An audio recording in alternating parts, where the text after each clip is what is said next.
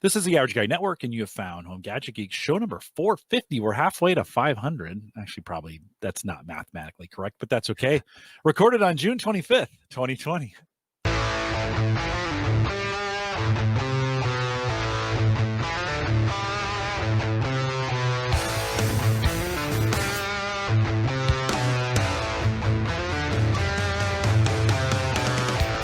Here at Home Gadget Geeks, we cover all the favorite tech gadgets that find their way into your home, and sometimes in your yard. News, reviews, product update, and conversation, all for the average tech guy. I'm your host, Jim Collison, broadcasting live from the AverageGuy.tv studios. And Mike, we're in the throes of summer. Did you get outside today? I did. We had a break. It was kind of nice. Then today, it's all back, right? Yeah, we had I was inside most of the day. We did have a mandatory training thing on Zoom from 3 to 4. So I did that outside and sat outside in the sun for a little bit, got a little bit of sun. And then the boys, of course, every day when they've gotten home, it's been they want to play outside in the water, which has been nice. I need to take the laptop out in the back, like in the mornings. This morning was beautiful, and just work off the deck. The problem is I am super spoiled with that 34-inch curved monitor that I have. I don't want to look at anything else. I don't want to look at a crappy laptop. Yep. Even though my laptop screen is great, it's nothing compared to a 34-inch curved monitor. Not at all. So once you get used to that, you're on your. It's like, man, I'm looking at my phone. The screen's really small. It's cool, and the breeze is blowing down here in the basement, and it's just fine. So, of course, the show notes are also just fine. We'll post those out at the AverageGuy.tv. HGG450. There'll be a few tonight, so you might want to head out. You can also get full transcripts out there as well. So if you're ever wondering if you were like, where did Jim say this? Go to the post, do a Control F, put the word you're looking for. It'll search through it. You can use the search on the site too. I actually put a new plugin that does a better job of indexing the site. So if you go to the AverageGuy.tv/search or hit the search button in the menu, you can search through things that we've done. I don't know if it's helpful or not, but if it is, it'll be there for you. Don't forget, you can join us live on the mobile app. Brian said earlier he was going to do that. He was going to watch the first half of the show, then needed to go out for a walk. So he was going to listen to us on the mobile app as he's walking. A great way to do it.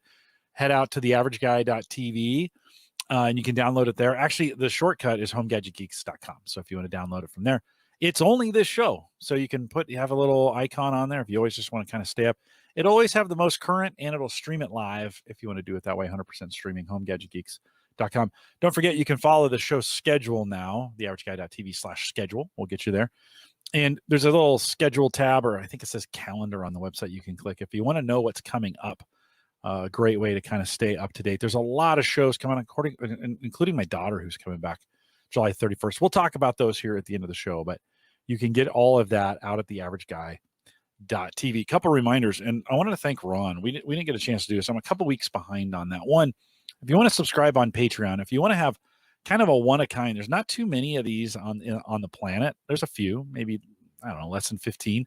If you want to get, Mike's got a couple. You want to get a Home Gadget Geeks coin, head out to the AverageGuy.tv/Patreon. Ron just printed a bunch more of these for me, and I have brand new envelopes, and I know how much it costs to get it to you. So if you, sorry, I won't. You won't have any postage due. It happens. Send me or head over to the AverageGuy.tv/Patreon and just do a $5 plan, and I'll send you one of these as well. You know that Ron sent me one of these, so that's the big version of it. This is as big as my head. I could just do it this way. You wouldn't see me throughout the show. You have to be watching the YouTube version for that. Sorry for those that are on audio only. But Ron printed one of these. He also printed me up a really cool stand for it. So, here's a 3D that's printed super cool stand, right? Yeah. And then you just put this on there, right? Yeah. Make it straight, right? That's pretty cool. It's hard to see with the glare, but you get the point. He printed two of these for me. He printed two because he made a Cyber Frontiers for Christian, which is super cool. So I've been holding on to this. He's been working on this for a while, wanted to get it just perfect, and Ron did a nice job with that. We'll do a 3D printer round table, by the way, from our discussion last week, Mike, of maybe doing some more round tables. I didn't hear from anybody this week with roundtable ideas. If you got a subject you want to talk about and you want to help me host a roundtable, let me know, Jim at the AverageGuy.tv. But we'll do a 3D printer one here later in the fall. Ron sent this. I'm going to mail this to Christian. I've been just waiting to get the to show it because it was so cool. He sent a stand for it too. So I love the stand. That's such a cool way to do it. Yeah, they are. They're super cool. Yeah, and it's a two-parter, so it just comes apart. He shipped it. Let's see. Oh, there it goes. So two parts. They click together. Boom. You got a nice stand for these. Christian, it's on its way, and we'll get that to him.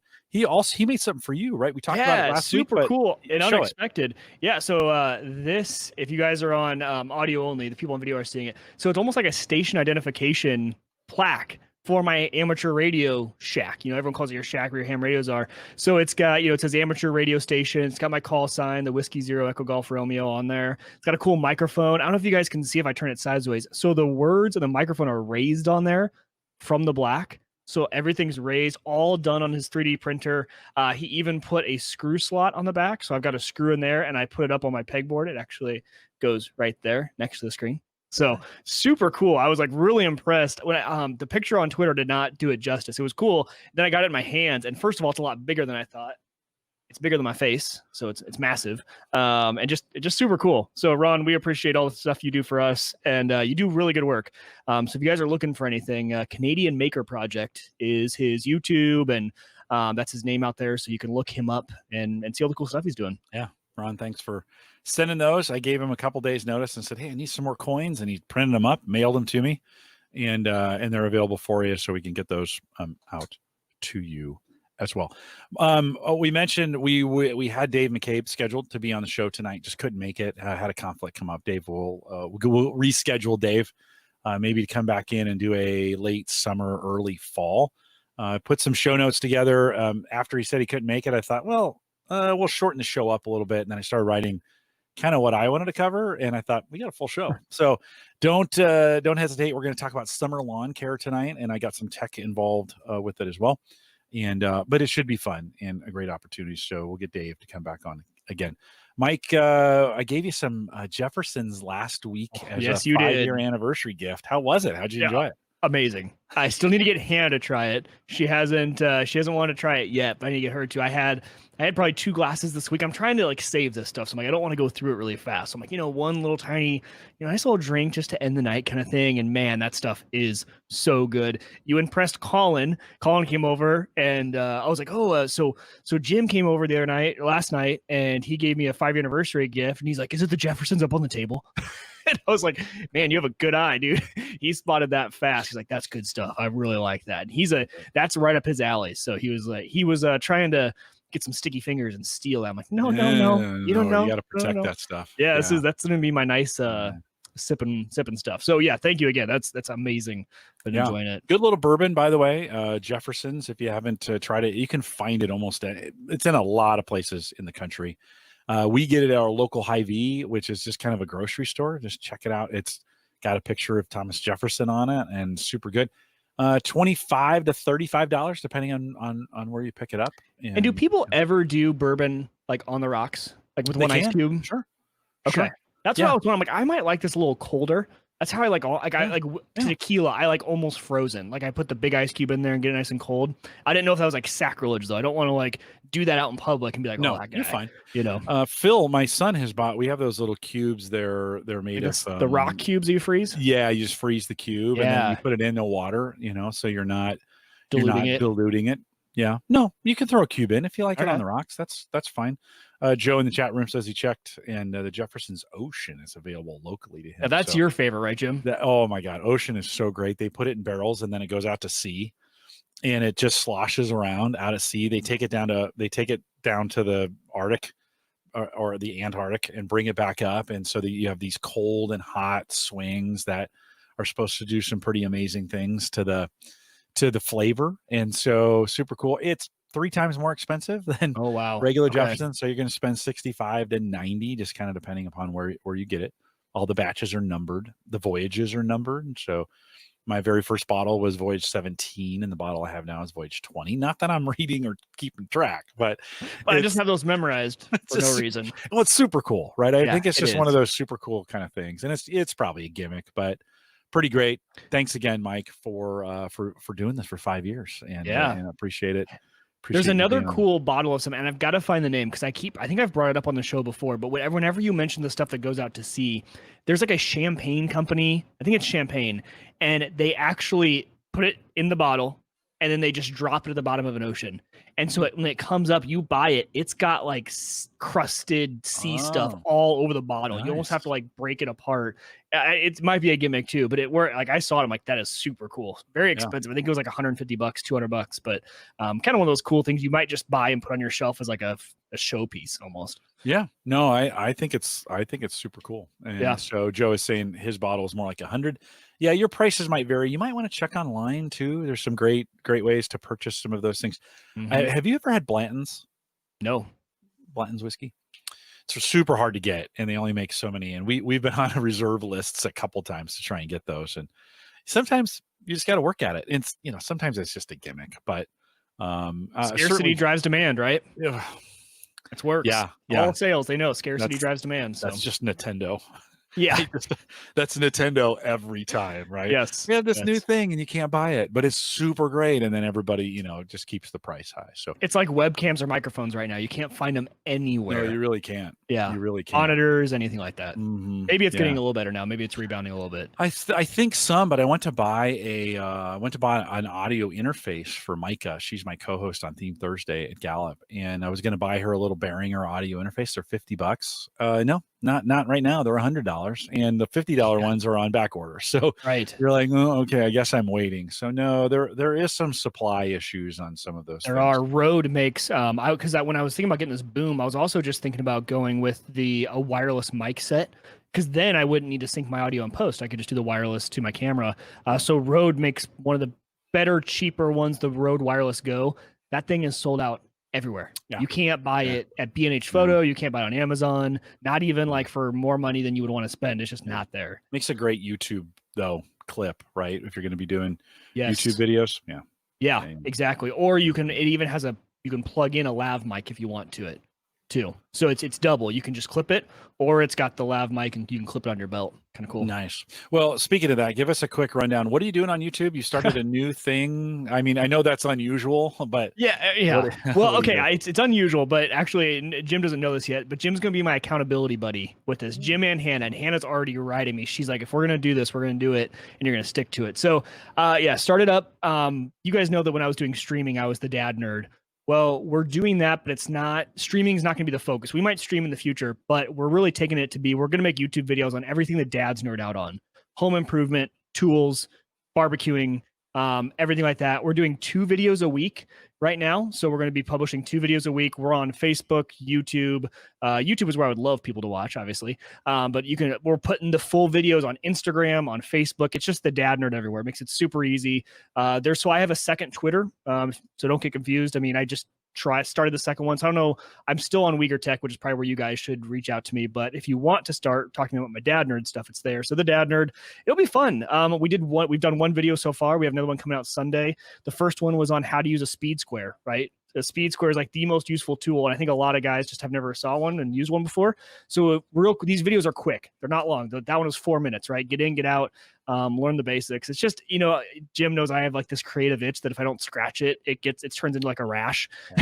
And so when I stopped streaming, and streaming for me streaming's hard because you have to be behind the camera. You have to start a schedule. If you're not live, you're not doing anything. And for a dad, especially in my stage of life right now, it's just not doable. YouTube is much more sustainable. You can crank those out. That first video I made in 45 minutes from shooting to editing to release over my lunch hour the other day. So those are the type of things I can crank out in 45 minutes. So it's a lot of fun.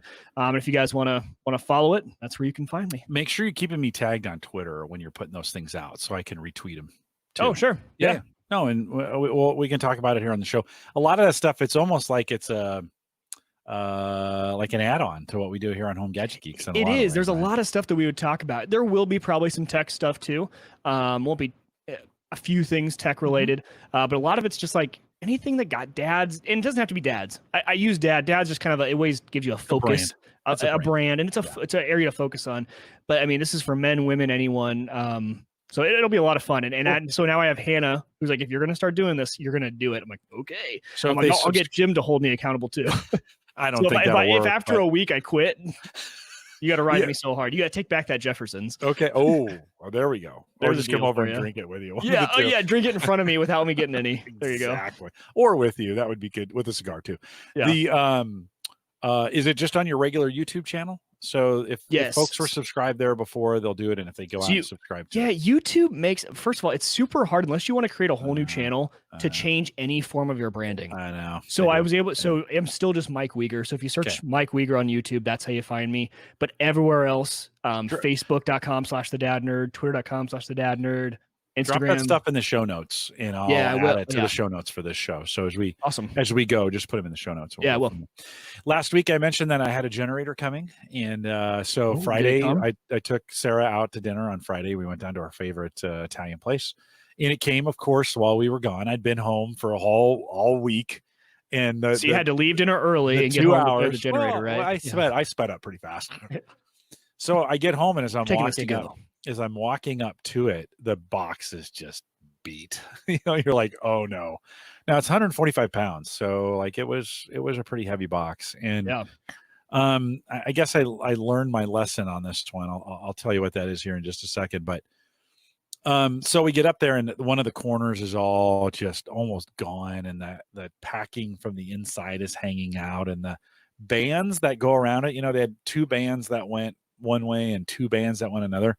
There was only 2 of them left, so the other ones were gone. Just like, and I was like, oh, this is not good. And so we watched on the ring. We watched the footage of him taking it off the truck. They parked right in front of the house so we could see. And he had a cart. He wasn't trying to carry it. He was alone, and he couldn't have done much damage just taking it off the cart and putting it in the driveway. So it was during shipping, during the plane ride over or whatever. Yeah, it must have happened during shipping. They must have done something. But it looks like it slid off something, and the corner of it hit because it broke a wheel on the generator. Oh, it did break, shattered the wheel. Yeah, shattered the wheel.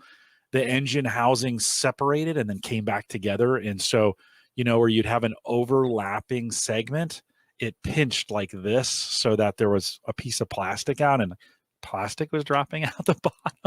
It's like, okay, I was sad. I was very, you wait the whole time for that. Sad. Yeah, I was very, very sad. And where did you order that from again? Ordered from Lowe's. That's right. Shipped via UPS, free shipping. It was and $1,200 return was the exchange was no big deal. Well, I tried calling. It's impossible to call anybody right now and get any kind of customer service anywhere. It seems like over the phone. So I ended up Saturday afternoon just driving up to Lowe's and went in masked to their customer service and said, "What's your advice? What do I do?"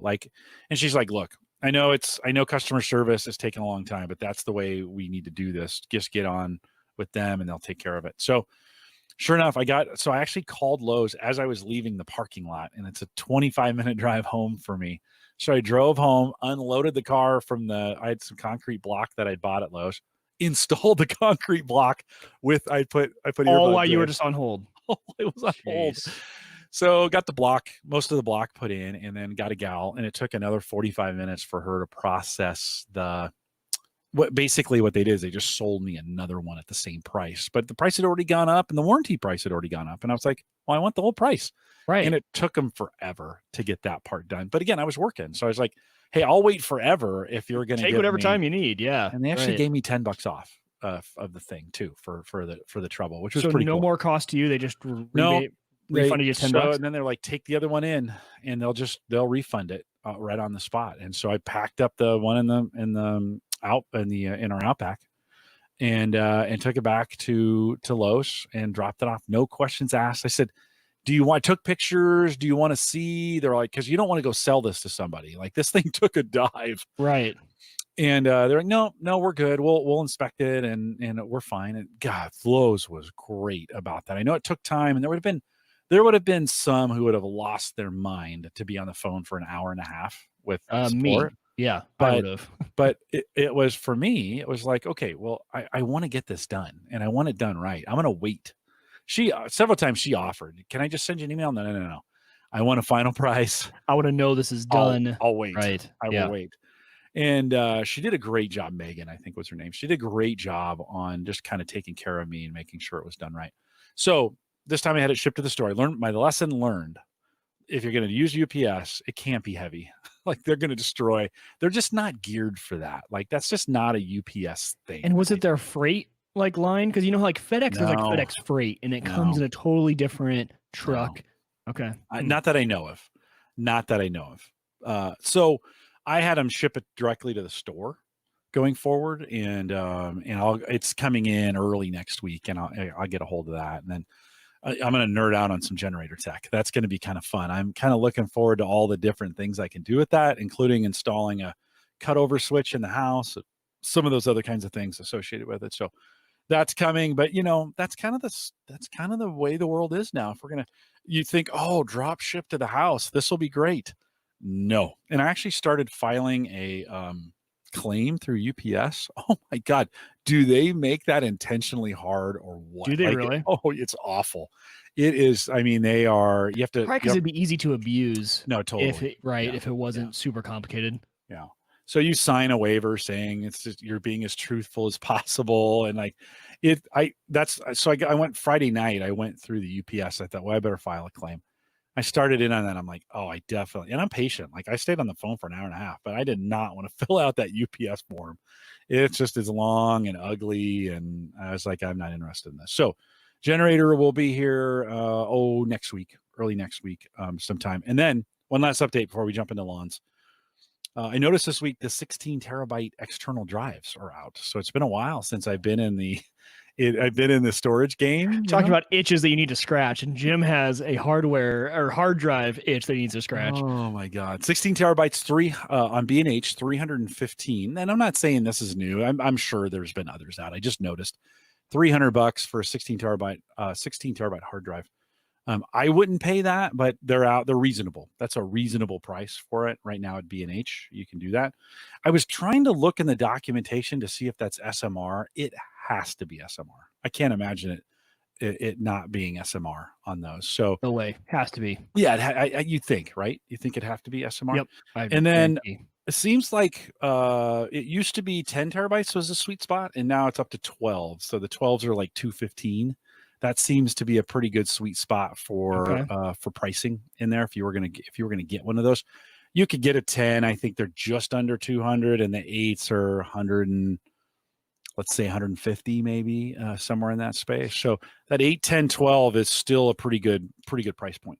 You know, this is a debate we don't need to get into now, but the one thing I've been wondering is, as the sweet spot has been going up, right? So if you're saying the sweet spot now is like 12, when did that sweet spot cross over? Hey, that's just too much for what I need, right? Yeah. For even the average guy. Because I was waiting for, and once the 8 terabytes hit the sweet spot, I was like, that's perfect, because a couple 8 terabyte drives is great. Even, for me, honestly, 4 terabyte drives, because I have a big bay. Now I get that a lot of people with smaller bay units, right? I can only put 4 drives in here. You probably do need the 12 terabyte drives, but for me, I have like 12 bays, so I can just load them up with 4 terabytes and be totally fine. And now it's like 12 terabyte drives. Like, there's only a few people who that's like, I need a bunch of those. Yeah.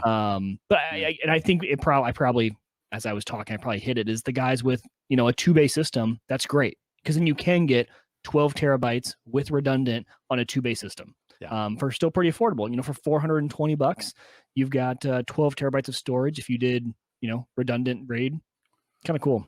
Yeah, Joe said, and there's a big conversation about this on Reset. So if you want to go there, and then on Entertainment 2.0 with Richard and Josh, they talk about this as well. But Joe says he was happy to find the 6 terabyte Reds that are CMR, right? Those are what we're looking for. That's what you want. That's what you want in your NAS. Yes. You don't want SMR. And some folks will debate me on that, and that's okay. If you want to debate me on, you can leave that in the comments on Facebook. I mean, on YouTube, if you want to do that.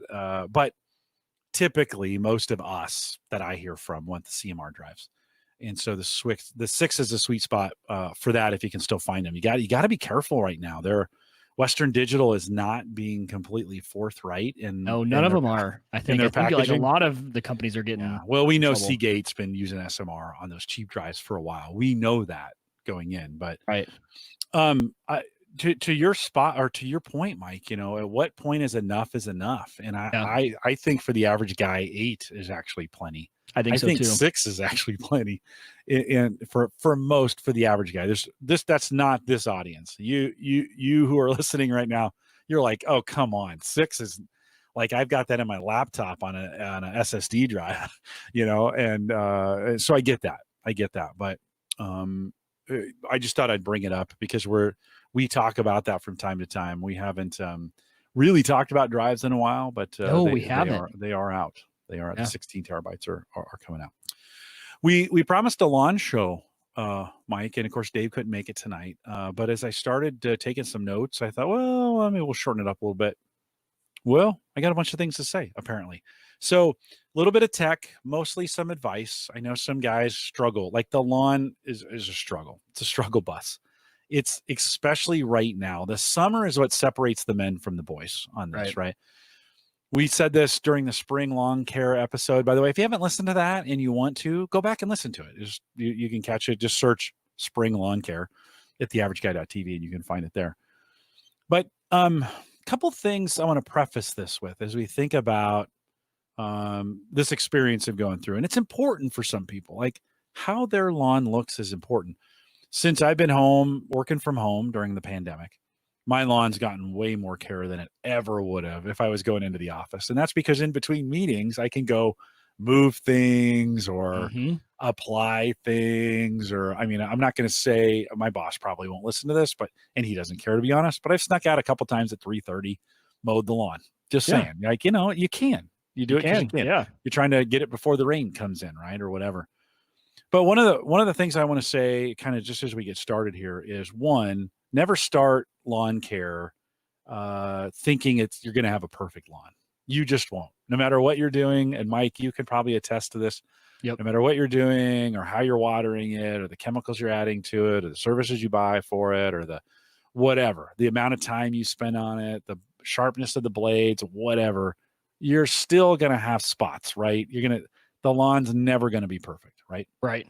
Yeah, exactly. And the larger lawn you have, the worse it is, right? Because there's always going to be spots. And, if you have trees in some areas, but not in others, right? You get shade on some of your grass, but on others, it's really hard to account for all of that. So the more uniform of a yard you have, a little bit easier it is, right? Either you have no trees, no shade, or you have all shade. That's, you can account for that with water levels, right?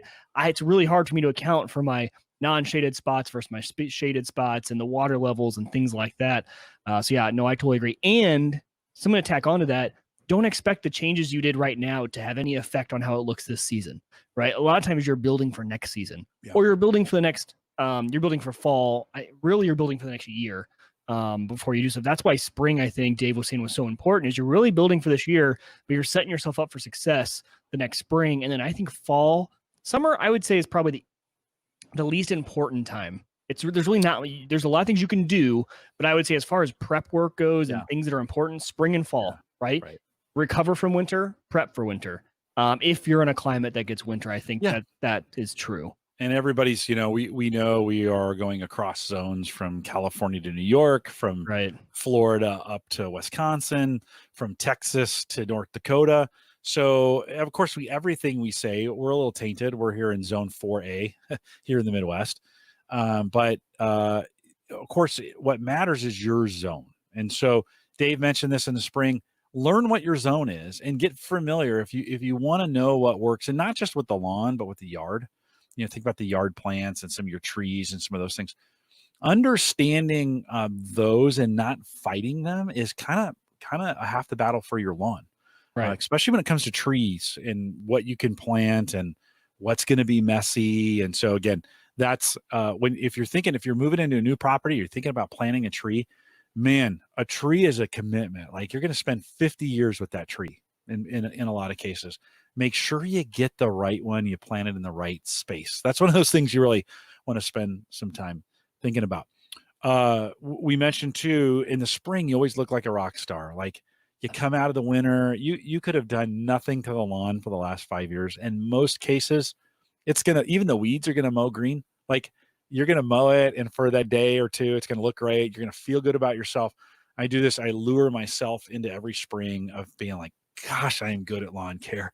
Like this, I am rocking this. And then of course, summer crushes all those right? Summer comes, and Tony Rayner has been posting pictures. He's been struggling finding the valve and getting his irrigation system going, and he's finally found that and some things going. He's like, oh, is it too late? No, it's not too late. We're gonna have some advice kind of coming up, but don't think like if you're feeling good about your lawn right now, awesome, but you're coming up in the summer here, you're coming up on the most difficult time, like bugs, moles, birds, weeds, heat, like all those things are coming. So just know, it's if you're looking at your lawn right now, and Mike, you kind of alluded to this, and it's bad, don't despair. Like start thinking about the fall. Start thinking, okay, what things can I do just to kind of get this thing ready? Because there's some repairs you could do for the fall that might work. We'll talk about that. And there's cosmetic things you can do too. We haven't really talked about that a lot, but it's kind of important. The grass is one thing, but the things you can do that are easy, trim up that bush that's a little scraggly, right? I'm notoriously bad for this. Jim was just over and he noticed, on my back patio, I've got some bushes that definitely need to be taken care of back there. Those are things that drastically increase the look of your yard without having to be a chemical, without being mowing, right? That stuff you can do, maybe line it with brick or something, or lay down new mulch, or there's a lot of other landscaping type items that you can do too. If for some reason you're your lawn's a lost cause this year, do the lawn work, but hey, I want some improvement. You can do the landscaping stuff. Do some landscaping, move some brick. I've been buying concrete block, brick, the decorative brick, and putting it in. I'm not a big do it all at once kind of guy. I buy 8 bricks at a time. I install those, and then that's usually a day and it's hot and I need a beer. So like, I don't need them stacked up in my yard, just to be honest. I just pick them up in little increments. It's lighter that way. My back feels better. So it's kind of the way I do it. Yeah. The late spring and early summer are really a time for weeds. And so many of you, like you saw some great grass growth in the spring, and then you celebrated it and you stopped looking at your lawn, and then you came back a week ago and you're like, oh my God, where did all those weeds come from? What happened? Yeah, exactly. And so you really, as you're going into this, you really have got 2 options to kind of think about when we think about weed control. And I think summer has really 2 themes. One is weeds, one is water, right? We're going to talk about, let's talk about weeds for a second. You really have 2 different ways of handling weeds. One is take some pictures, get online, figure out what kind of weeds you have, because not all standard weed control methods are applicable, and you want to be really, really careful what you're spraying in your area. This is where tech can really be your friend in getting online and asking some professionals. Yeah. Dave alluded or talked about using your extension office, but they're in communities. There's communities on Facebook and Reddit and all over the place. This is all they talk about. So if you want to get into that, you can. But with weed control, it may be good because various parts of the country have different kinds of weed problems. We've got African violets here in Nebraska that are just brutal. Like they are Mike, that's a broadleaf purple little flower, really beautiful. Imported, not native to Nebraska, brought in, and they just love Nebraska. And there's nothing really to stop them. Nothing eats them. The bugs don't know what they are. They just flourish. Right now, if you like a pretty little purple flower, let them grow. Like that, they do really, really well. Except when you try to grow them, then they would never grow. Like if you actually tried, like, oh yeah, this section is for African violets, and not one would grow in there. But they require a different kind of weed control or weed killer than your standard garden variety dandelion, right? And so might want to spend a little time. And again, this right now may be a good opportunity with a cold beer in the shade to be looking around your lawn, taking a few pictures of like, what are my weed problems? Like, what am I having? What am I having trouble with? And can I identify what my yard is? The other thing you might want to do, especially if you've inherited the lawn or you've never really done this, figure out what varieties of grass that you have. Again, take some pictures, compare them online, go. There's YouTubers that talk about this kind of thing, but figure out like, what's the composite makeup of my lawn? What am I dealing with? Because Dave talked about applying chemicals last time we had him on in the spring. Through the summer, it's really, really important as knowing what kind of grass you have. Is it one, how to treat it for weed control, and then 2, how to water it. And so, Mike, if I were to ask you, do you know what kind of grass you have? I don't. Yeah. We talked about this in the spring, and I even went out and looked. I think, and you mentioned it, It's the say some of the popular ones around here. Rye or Kentucky bluegrass is another. It was the one where there's two versions of it. There's like a long or broad and a skinny, or I don't know. Anyway, yeah, I don't. But the thing about that too is the other people you can access. I guarantee if you live in a neighborhood, you have the neighbor with the perfect lawn, right? Yeah. Or as close to perfect as you can get. It's probably an older gentleman who has a lot of time to spend. He would love nothing more if you saw him outside mowing his lawn and you went and said, dude, you have the perfect lawn. What's the secret? And he might have some tips too, right? Like obviously whatever he's doing is working. Pretty good chances he has a similar makeup to you, or at least close, right? He's got the same climate. I know the guy that I need to ask. He's right across the street. Almost catty corner to my house, and I haven't had the guts to go ask him yet, but I'm about to on some of this stuff because it's flawless. It's all, as close to perfect as you're going to get around here. Yeah. And that would be a huge, like, if someone came over and asked me that, I'd be like, oh, please come in. Can I get you a beer? Like, let's talk about this. Thank you for the compliment, right? Everyone loves talking about their lawn. Well, that might be a tip if they put that too. much time into. Like, make a friend of the person in the neighborhood whose lawn looks the best. Yeah, definitely. Because they probably have some local advice on what to have. I run Zoysia out front, so that's a carpet kind of grass. It's very aggressive. It chokes everything out. Even dandelions struggle. A few of them make it through. Those poor guys, they pop up out, and then I just snatch them out with a little tool that I have to get them. But Zoysia, very aggressive, creates a carpet, very soft, very beautiful, pretty good with water, and great in full sun. That's the front. Like, I don't have any trees out front.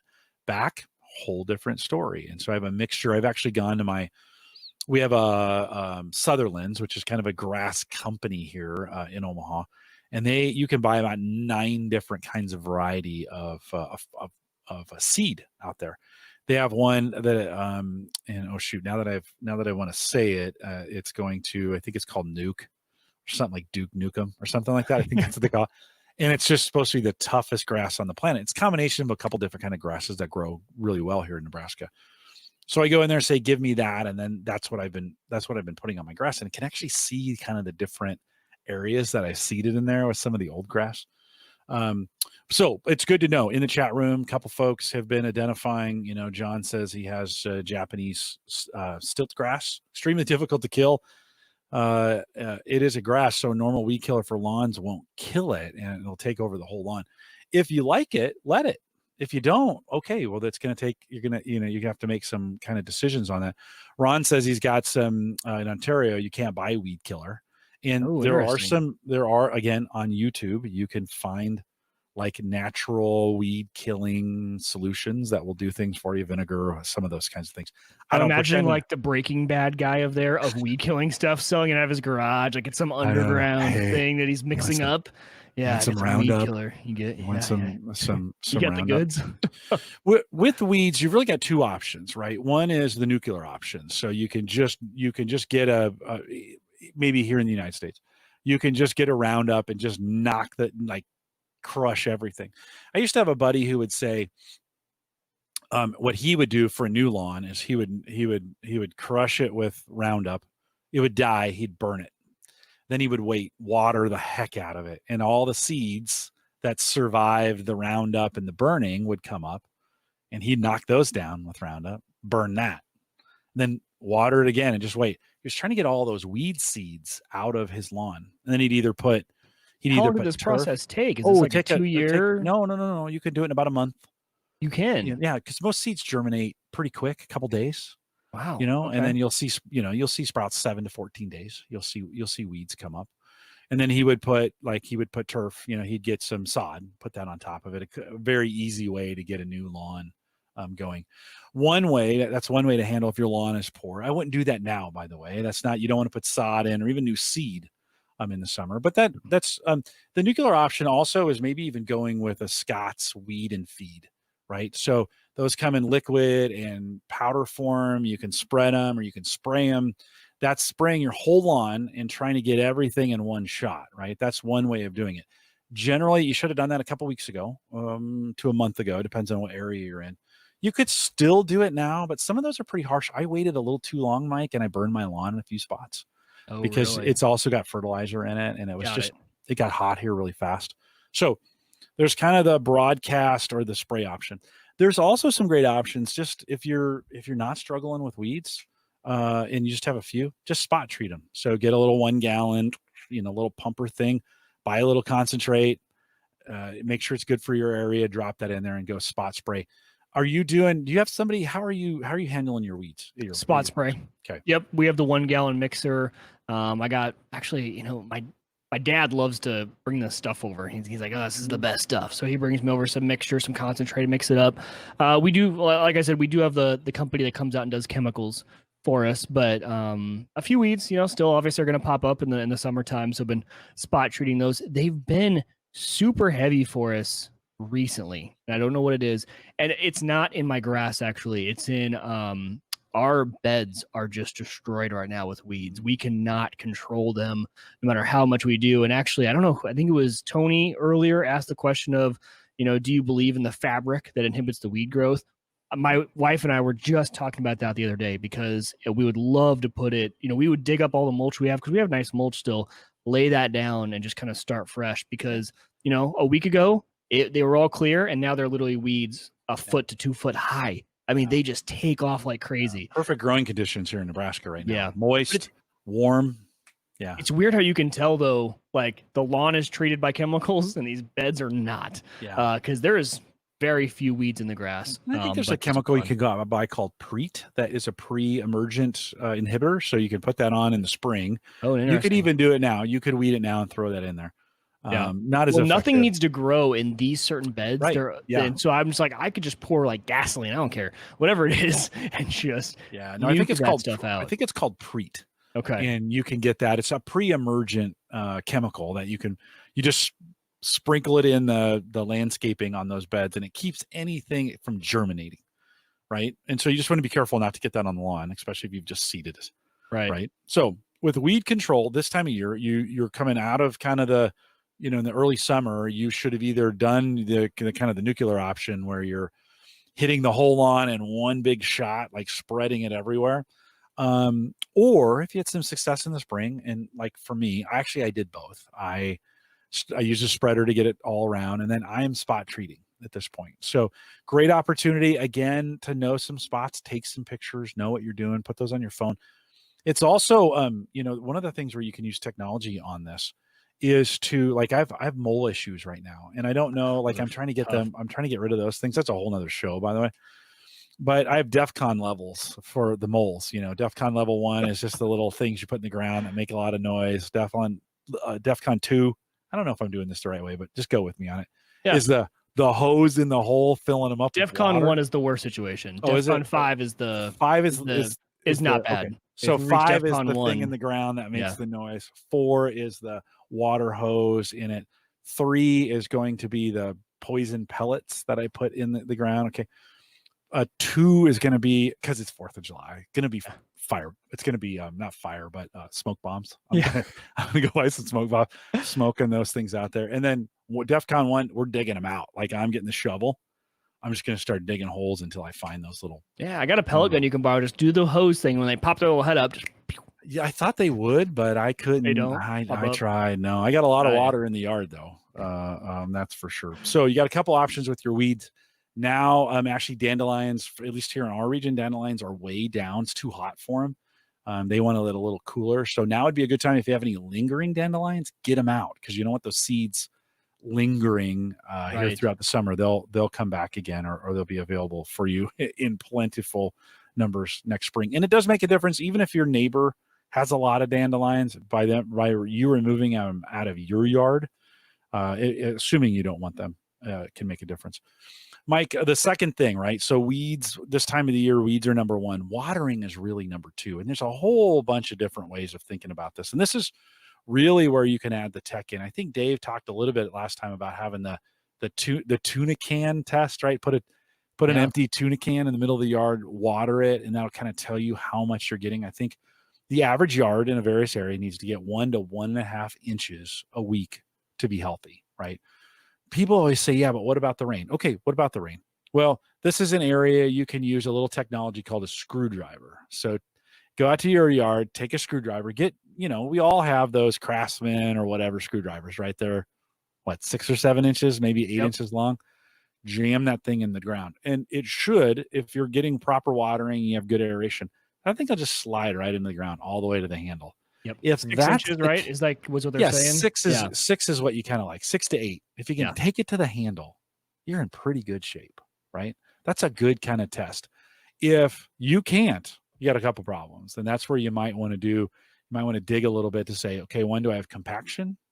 Is this an area that's just dry and compact? In other words, no matter how much water I put on it, it's going to run off. Or is it just dry? Like maybe you're just not getting enough.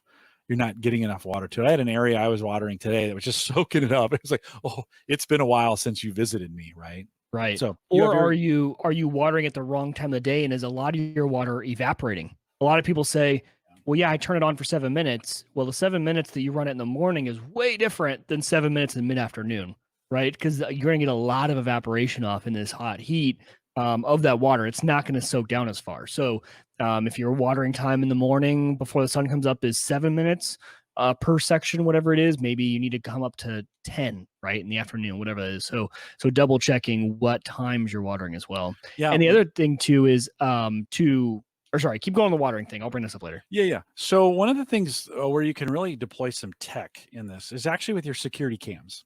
So if you've placed security cams around the house, chances are they're facing out. Spend some time if you've got an irrigation system. By the way, we'll talk about technology and irrigation here in just a second. But if you have an irrigation system and it's coming on early in the morning, plan some time. See if you can get a recording from your security system when they're supposed to be running. Dave had talked about running some things into the air, watching it watching it from overhead with a drone, right? There's some kind of things that you can do there. You might be able to use your security cams too to just say, okay, is it spraying in the right spots? Am I getting the intended coverage that I want? It's going out in the street. Is it doing its job, right? You may be able to get those recorded in that way. And then, Mike, never underestimate the power of a hand water, like of going out and watering areas by hand. This has been something, especially this year, I've enjoyed in the evenings. And really, you should water grass in the morning. So I've been kind of doing it that way too.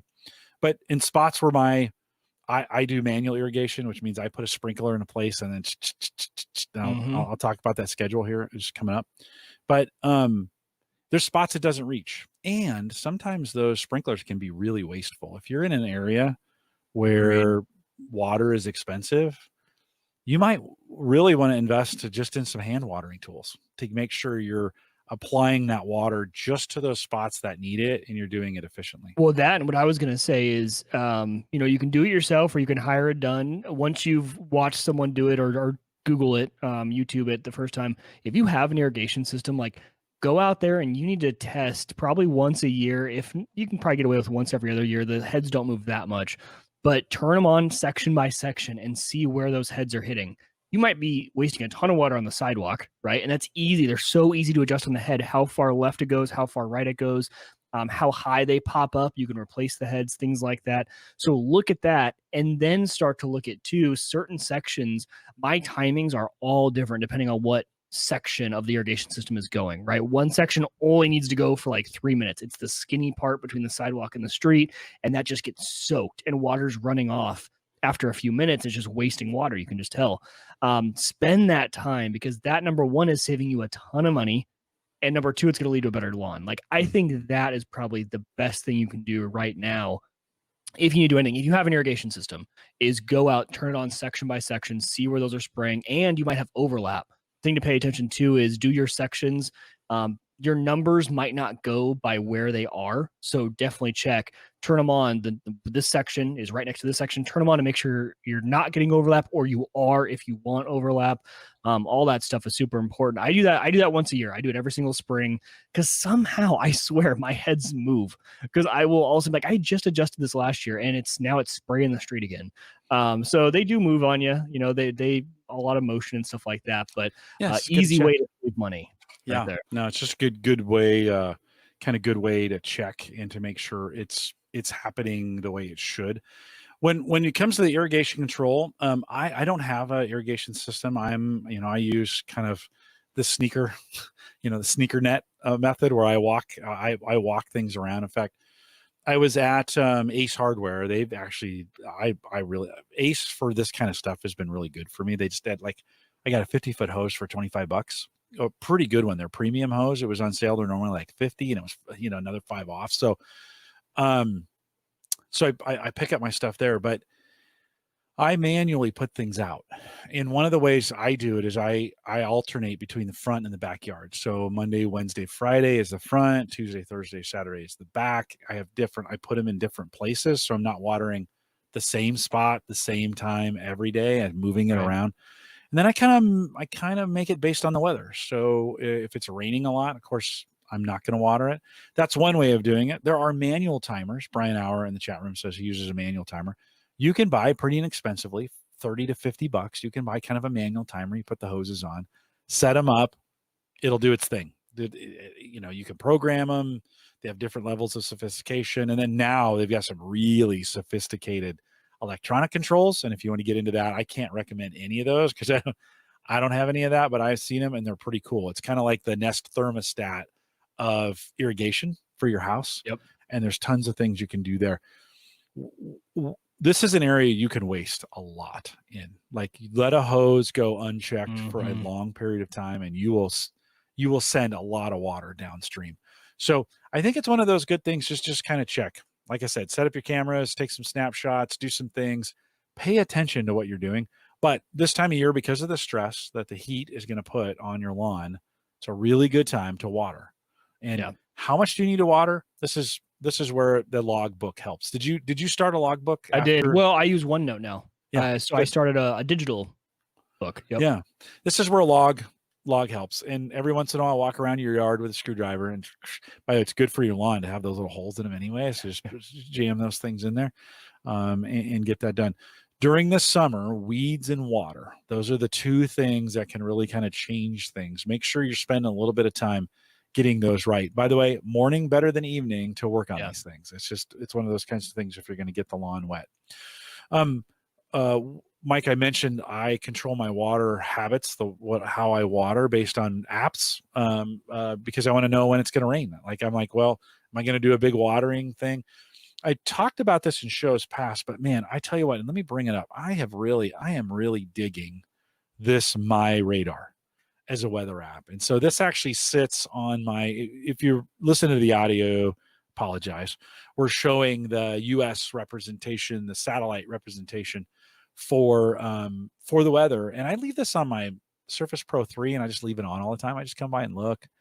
Gives you a great indication of what's going on nationwide, where the wind directions are happening, where rain is happening. We can see we've got some rain maybe coming tomorrow as I kind of look at that, right? The forecast down below all the way to the right, it kind of says, hey, here's the next 5 or 6, 7, 8 hours. And then here's some chances for heat and rain. And I just love the visual representation they make here. I know it's 89 degrees outside. I know there's no rain in sight for the next couple hours. And I can easily see that, hey, tomorrow is our best chance of rain. Now, it's not a very good chance of rain. So tomorrow, let's see, today I watered out front. Tomorrow is the back, and it's kind of the back corner that's going to get watered. Chances are, because it's not looking good, and we haven't had a lot of rain yet this summer, I'm going to probably water tomorrow. I'm going to take that chance. It's not strong enough, and it doesn't look like it's going to be. Now, if I water and it rains, it's not that big of a deal, right? But it is one of those things that I just love. I call myself the weather nerd on Twitter. By the way, if you follow me on Twitter, you'll get Omaha weather every morning at 9 o'clock. So you can see many of you tweet that back to me, and I appreciate that. The Weather Channel also has a really good app powered by Watson. And if you actually want to keep track of the COVID stats in your area, that's included. I don't know why they did that, but it's included in the weather app. Mike, what do you use for weather? I use the weather app. Yep, I use that. But actually, I was just opening up. So this is the My Radar, because I like the look of this as something you could leave up on a screen, just like what you said. And there's actually an app for Windows, like you talked about. I thought it was a browser thing, but it's not. There isn't even an option for $2.99 removes the ads. And is this what you're using on your iPhone as well, or are you using the weather? No, I use the Weather Channel app on my phone. Me too. Yep. I like to look at the COVID stats and some of those kinds of things as well. So Yeah, My and our routine is usually, for me, it's in the morning, or actually, it's right before we go to bed. Is it going to rain overnight and into the morning? Go out into the garage to switch the system to off. If I know that our system runs Monday, Wednesday, Friday, Sunday, so every other day ours is running, and we just go out and we'll turn it off if we know. And we're usually getting into a pretty good habit of that. The hard part is sometimes we forget to turn it back on. So there have been days where it's been missed because it's not on. Mhm. But that's kind of our system. The other thing about the watering in the summer too is even the main irrigation system you have, one that came with your system, has a setting, right? So are you in the A setting, the B setting, or C setting? I think like mine comes with like 3 different presets you can set it to that are programmable. So I have spring and summer, right? A and B, and B just increases the times by just a little bit around each section. And I double check those every year just to make sure, okay, by summer it didn't go too much, did it? Like I'm not having a runoff into the street, I'm not Mhm. watering too much, but it does give it a nice little boost. And I only do it really when it starts to get in the. I haven't even switched it this year yet. It just started getting hot around here, so I'll probably switch it into the summer mode now. Yeah. Now the heat has hit. There's definitely no reason to do it before. And it's just easy, right? And then you just switch between your spring and your summer modes, and you're set. I think the key to all of this is monitoring. Like is getting out, walking your lawn from time to time. Walk it not just for mowing it, but like walk it just like you're spending this time on it. Like go enjoy it. Like Right. walk through it. Take your shoes off. Walk through your grass. It's pretty great, right? For me, especially out front, it's just like a carpet. I've contemplated sleeping out there. It's so soft. That Zoysia is so soft. It's so great. When that thing is perfect and working well, man, there's no better looking lawn in the neighborhood than mine. When it's bad, it's really bad.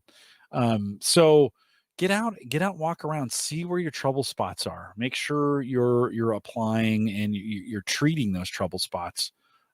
Getting them early. If you're seeing an infestation of weeds or bugs, get to those earlier. You'll appreciate it. Trust me, in August, you'll appreciate you knock that thing out in early July to make sure it gets done. Scott's, who I'm a big fan of, Dave, isn't he? He does in the spring. You talked about he does his own chemicals. I'm the 4-step plus grub guy. So Mhm. I go Scott's. I buy that in early spring.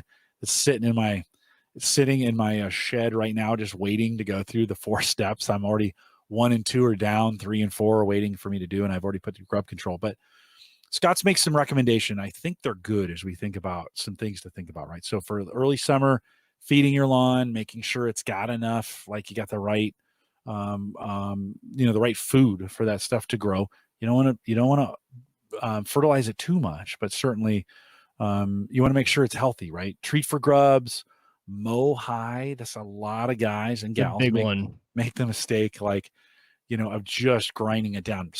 In the very early spring, I set my mower way down just to kind of take everything down, get all that junk out of my lawn, and then let the spring it'll come back pretty quick. That grass is reserved energy for the spring anyways through the winter. But in summer, you want to mow as high as you can. Dave said this when he was on Let Clippings Lie, Yes, just I was just right. going to say that one as well, and that's one of the do as we say, not as I do. I bag every single time. Mainly because I don't want to switch between on my riding lower. I don't want to switch between the mulching kit and the non-mulching kit. You got to switch blades, and it's just a pain. So I just bag every time. But you are supposed to, yeah, especially in the summertime. Summer's really important to let those clips lie. It's just nutrients that are good for the lawn. Yeah, some tips during the summer. It's the most stressed, so spread your feedings out a little bit, but make sure you're still feeding. There's a bunch of different ways to do that. In the summer, you might want to change to liquid instead of granular. If you're a granular person, that liquid's a little easier to put down, a little easier to spread out. And so again, it's your options. It's how you like it, but make sure you're feeding it, and then water a little bit deeper. So not as often, but water more. Get that water down. Encourage those roots on the grass to go Yes. down deeper, not just at the top level. Because if the top level dries out, you don't want those roots there, right? As we think about late summer, and I really do think you could be thinking about this right now. Sharpen your blade, change your oil, check your fuel. This is one that bit me this week as I had some fuel problems and my mower was not running well. And I think I either had too much water or too much stable. Like one of those two that were in there wasn't right. I had to drain that thing out, run it out.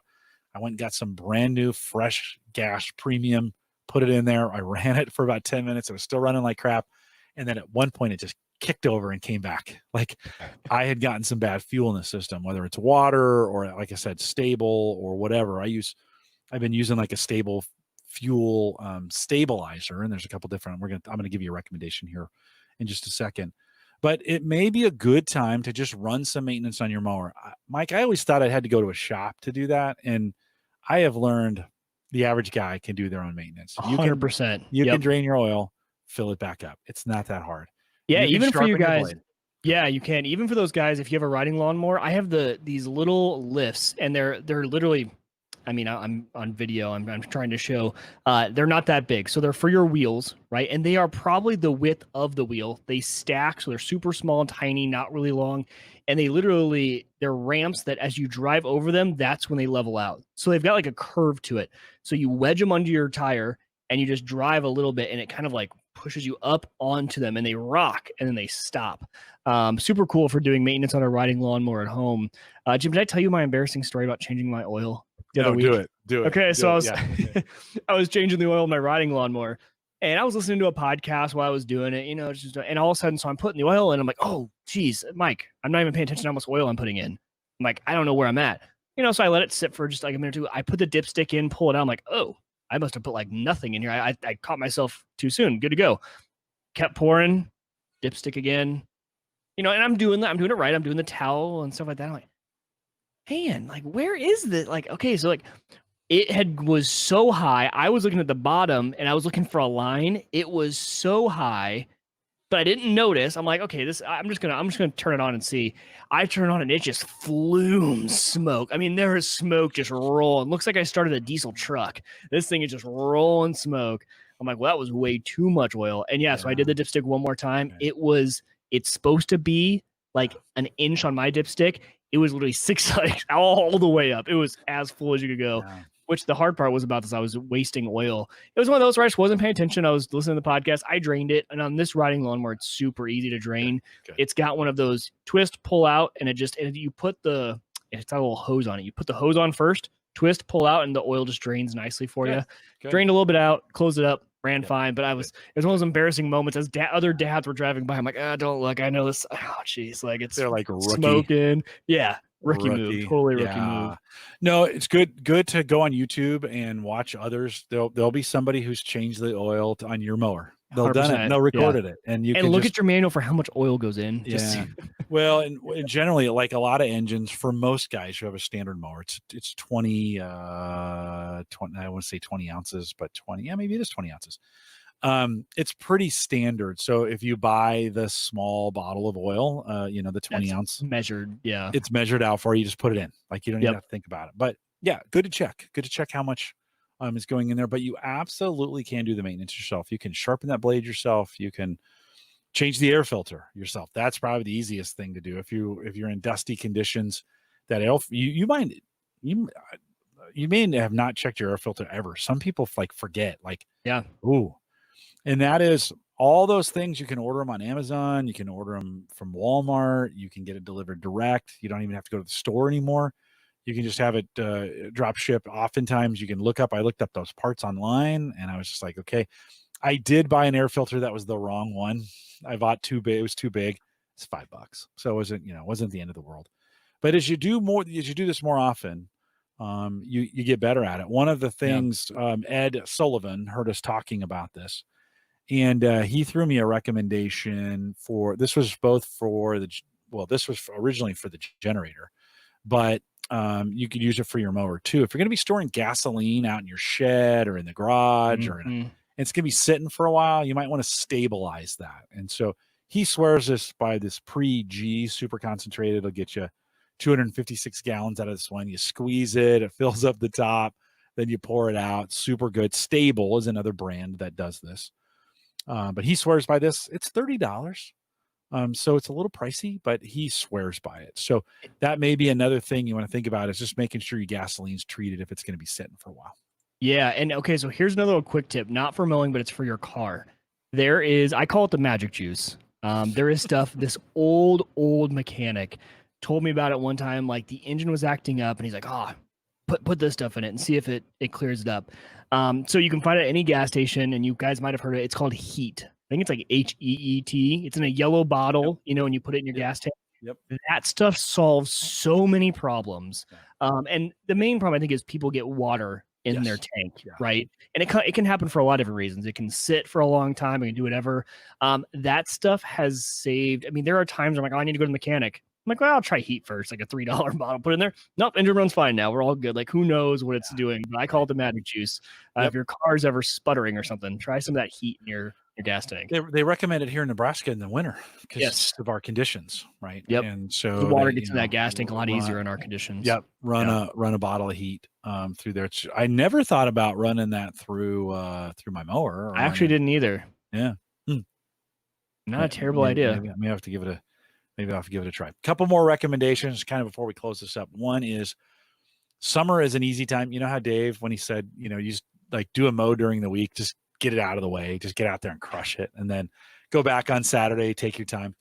I see a lot of guys do this where they just mow the exact same way every time they mow. Like they mow the same pattern, the same way.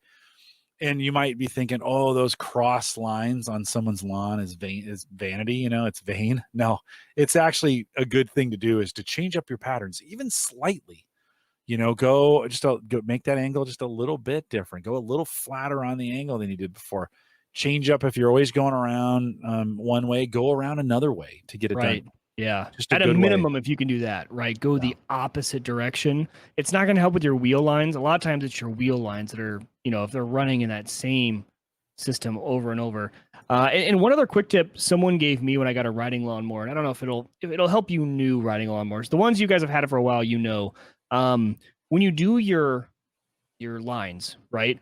Always go one full wheel width back over the other way, which is really only going to utilize half your deck. It cuts your deck almost in half, a little more than half. So you're only getting half your deck's worth of width. When I first got my riding lawnmower, I was trying to get almost as much as I could, almost a full deck's worth every time I went down. Those wheels and those riding really smash it down. And when you need to go back over it, you need to go all the way back over. So it really picks that grass back up and mows it again. I was getting, and especially on my turns, I was getting almost like a wave effect. That totally solved it. So on your turns is going one wheel all the way in. It's important on a push mower, even more important on a riding lawnmower. Yeah, no, good advice. It's just a good way to kind of make sure you're not putting grooves in your lawn, and you will. Yeah. You will. You're going to mow it with that ground too wet, and you're going to push it down, and you're going to do it again. I got some spots, especially on the edge, where it is. And I need to get some, every year I put seed down in there to try and fill in those spots. And it just that one time you're rushed and it was way too wet and you should have waited, but you needed to get it done before company comes over. And all of a sudden you pay for it for the next few weeks because you got an indent in your yard. Again, back to rule number one, your lawn will never be perfect. So I just kind of go, okay, good.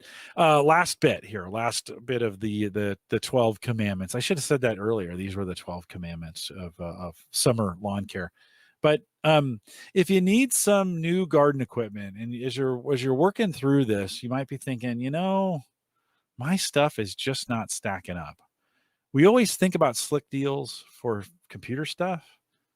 You can use Slick Deals for garden stuff too. I didn't know that. Okay. Yeah, no, you can. I've actually I use Slick Deals for my running shoes. So I put in like what I want, especially when the running companies, they're run by the mafia, I swear. Like this shoe is, new is $130 and everybody sells it for 130. There's no price pressure. Every place has it for $130. Then they run and like, this is the 20. No, let's say this is the 19.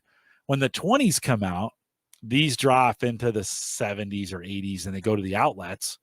And then the 20s are $130, right? And what you want to do, you want to catch that sweet spot is when they first hit the outlets, because the size I need, it's a pretty average size, so it goes pretty fast.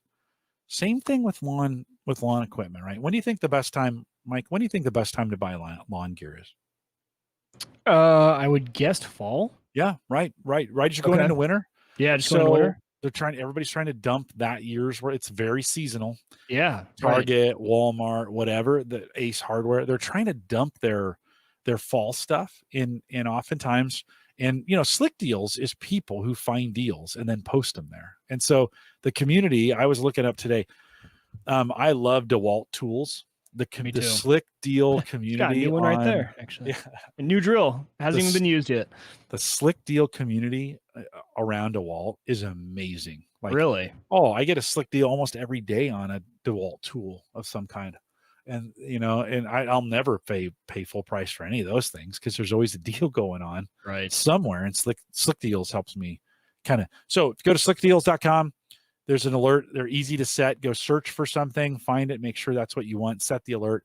So maybe you're looking for a particular mower, you're looking for an edger, you're looking for hoses, you're looking for whatever, right? Whatever those things. Chances are it may be on Slick Deals. So set up those alerts and wait. If you're thinking, God, I got to fix this. First of all, Mike said this, and it's never been more true. You can't do anything today that's going to have an effect tomorrow. No, it's just not going to happen. So you don't have to hurry on these. But it may be a good opportunity as we think about going into fall. What are those tools that you don't have that you could pick up as they're clearanced on their way out? Irrigation stuff, especially the mechanical. Target does this all the time. The mechanical watering timers and stuff like that. They carry those. They clearance those for close to nothing in the fall. Okay. Yeah. Might want to watch for that. Your chemicals. That's a good time to start thinking about picking up some of those things. Sometimes the spring stuff, so the plants or the chemicals or whatever that are spring, they're going on sale right now because they can't use them anymore. They're marked spring. They want to get rid of them. Now is a good time to pick it up. That stuff doesn't expire. Pick it up and throw it in your shed. You can use it next spring. Get it at pennies on the dollar and store it somewhere if you can safely. You can use it the next year round. So keep those deals. Keep looking for those deals, Mike. If there was one piece of gardening or lawn equipment you think you're missing right now, what don't you have?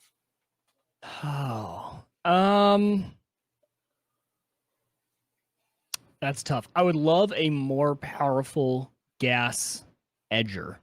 Right now in the springtime, I use the Edge Hog, the Black & Decker Edge Hog, which is plugged into a power cord, just because that thing needs some power to get through that winter. It's grown onto the sidewalk, right? So you need some power. After that, so I'll trench for two weeks with that thing. Ever since then, I have an attachment that replaces the end on my weed whacker. But again, not very powerful. So I think I would use probably a gas edger be my thing. I could also use some sort of, I don't even have a seeder. Because I don't put my own chemicals on, but there are times where I want to do something. But really, I think what I really want is a trailer for my riding lawnmower. There are times when Hannah and I are doing mulch, and I would love to load it all into a little wagon and then just drive it around the back of the lawnmower to all the different spots we have, because we're heaving it everywhere. And a wheelbarrow would be nice, but it would take up a whole extra spot. I already have the riding lawnmower there, so I think that'd be cool. Chat room, let me ask you that same question. What are you missing? Tony says backpack blower. This is not what he's missing. You can put what your favorite or what you're missing. Backpack blower is the best thing ever, and that is great. I have a little 20-volt battery blower that just does what I need it to do. I don't need I don't need to put a full backpack on. So that one works out pretty well for me. Joe says I use a Cobalt 80-volt trimmer, works better than any 2-stroke one. So there's maybe again, look on Slick Deals. Go out there, and never have to worry about it starting. That's true. Yeah, right? I think I was so against battery powered stuff, but I think I've seen the light. I know a lot of people. Well, and batteries for me, when I start to see all the really big construction guys on YouTube using battery powered saws, everything, I'm like, okay, these guys are using it day in and day out. If it's good enough for them, it's definitely good enough for me and what I'm doing. I always just I couldn't trust the power before, right? Like, how much power has this given me? And I think I'm ready to pretty much start going battery everything. Yeah, I've been doing that for a while. With the exception of my blower, I still do like my gas blower. You get it's a backpack? It's not. It's just a handheld Steel brand one. I love Steel branded stuff is awesome. Okay. I see, but I have gas everything. So I either have gas or plug in with a plug. But I don't think I have anything that's plugged in with a plug except for my Edgehog. Everything else is gas powered for me. Tony says he loves his John Deere dump trailer. I wonder if that's the one there's one that folds up. Actually, it's like a full trailer for I think it's John Deere brand even. It's either John Deere or Cub Cadet, and you can fold it up flat and put it like on the wall, and then it unfolds. Kind of cool. Tony says he'd love an aerator, and that I'd actually love like a mini aerator. I don't want the full, I'd love a smaller version. Somebody in the chat earlier said, they have those shoes you can buy that have the spikes on the bottom, and you can walk around your lawn, and that will help aerate the lawn. Yeah. You could do it that way. I don't want that one. I'd love to have more of a mini aerator than a full size one. So this has been my app idea forever. We talk about these things that we all want, right? And odds are one of your neighbors has it. I talked about, I might have talked about this to stop me if I did, but I think the Nextdoor app needs to integrate this. But pretty much like an app called like I Have It, right? Which is I have a snowblower, right? I list all the big tools that I have, and all my immediate neighbors everyone list what they have, and you can go and see what I put and check it out for like, hey, could I have that on Sunday at this time? And the app would have the option to, hey, I charge a price for renting this out. I don't. There's a contract built in there so that, hey, by the way, when you're signing this in the app, you're signing a contract, just so you know, if you break it, you buy it, kind of thing, whatever, right? And kind of having it, because like there's no need for everyone on the block to have a snowblower. There's no need for everyone on the block to have an aerator. We all use it once. Right. It's expensive. So if one guy on the block has it, and if he wants to charge, if he wants to do it for free, I think that'd be an awesome app. And maybe it already exists, but sounds like it needs to be crypto backed. It needs to be. Yeah, that sounds like smart contracts for sure. Value. That'd be perfect. I can pay with the crypto. I could back it with crypto. I think that'd be great. Let's do it that way. Tony said this is the one area that I kind of agree with. That he said in my old house had a battery mower and trimmer, but battery died. Super expensive. On the mower side, I am not completely convinced that battery operated mowers are a great idea. Like I had one that we were going to make the robot lawnmower out of it. Still might someday. And it just doesn't, that battery starts going bad, and then you're kind of screwed. It gets worse and worse and worse and worse. And it's not terrible to replace those batteries, but my son bought one. I was like, oh, he had a big yard too. And I'm like, if you get thick grass, that thing you're going to mow, and he bought 2 batteries, and it's going to chug, and you're going to replace it, and you're going to chug, and they can't charge fast enough for you to keep going. Right. So you have to separate it across a couple of days. Now the goal on that then is just stay up on your lawn. Don't let it get true. Don't let it get too long. Well, there were spring days when my push gas mower would chug on stuff and just die because I had let it grow a little bit too long in that spring when it's nice and thick. And there would have been no way an electric mower would have gotten through it. Brian Hour says he loves his Cobalt trimmer. We all have those. Okay, that's 2 recommendations for that Cobalt trimmer. Yeah. We all have those tools that we just love. My current mower is gas, and it's just a Craftsman. Is it a Craftsman or maybe no? I think it's a Briggs and Stratton brand. Just pretty typical mower. Yeah. Just does what it's supposed to do. It needs to be sharpened. I need to pull the blade off and sharpen it. My little Dremel tool, I lost a piece, so I can't do it myself right now. But I just need to go find it or go buy it. So it is it's great. It's summer. Hopefully your lawn is in great shape. I am having the best summer I've had, mostly because I'm here to kind of the advice. Yeah, no, right on that too. I spent some time. It got us motivated. It did. And the reseeding that I did back in the spring in an area that was almost bare has all filled in now, and there's still some bare spots. I'll get those in the fall. I'm also a big believer in seeding right after what you think might be your last snow. So just seed right on top of the snow. One is you can see where the seed's going. You can see where you're putting the seed down. 2, the seed's not affected. That kind of seed's not affected by cold. Like seeds are designed to last through the cold. That's why things come up the next year, right? Seeds will be fine. They sit on top. And then as that snow melts, it pulls those seeds down into the ground and you get that soil contact because the water's pulling that seed down to the ground as it's going in. And it's just a super effective way of planting seeds. Now, we'll talk about that in the winter episode when we come up, but it's a great way to get your seeds if you live in an environment with snow. Yeah. For me, what really worked for me this spring was we got a whole bunch of rain and then it dried up and the ground cracked. So I had all these, you ever had that? I was like, oh, seeds. Yeah. So I threw as much seed in those cracks as I possibly could because I get that seed to ground contact. Yeah. And then I watered it in and that ground closed up. Yeah. Beautiful grass. Felt like a freaking genius. It was super great. Mike, anything else you'd add? No, besides, Jim mentioned in chat to sharpen your blades.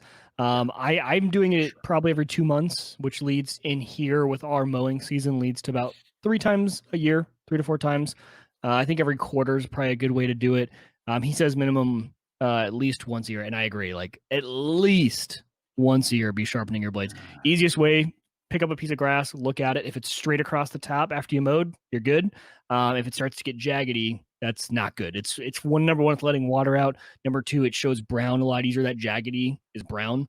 Makes your grass look a lot more brown. So be sharpening your blades a ton. Super easy to do now. You can just get that drill attachment if you want. I use a bench grinder and just run it right across, run it across again, and you're good to go. Yeah, you're golden. I need to do that.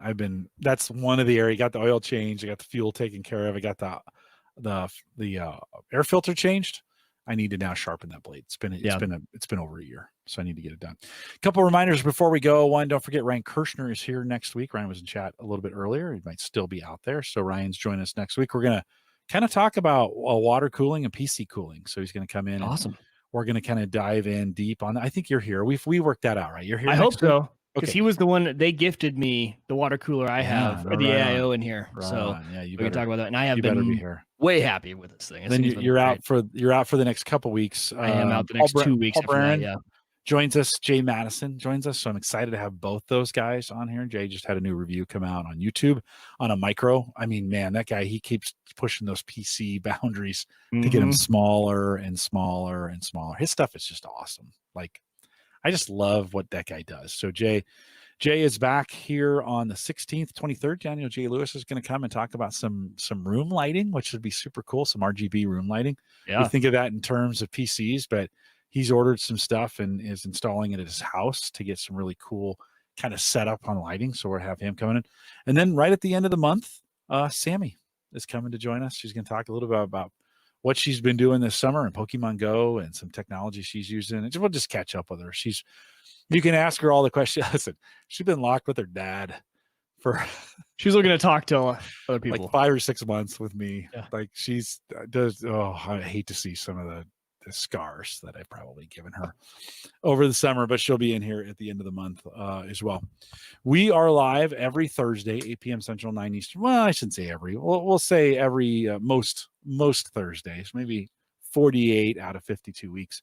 Yeah. Coming up. I do have a planned trip out to Colorado Springs coming up in early August, and so we'll be off for that. But we're here most weeks.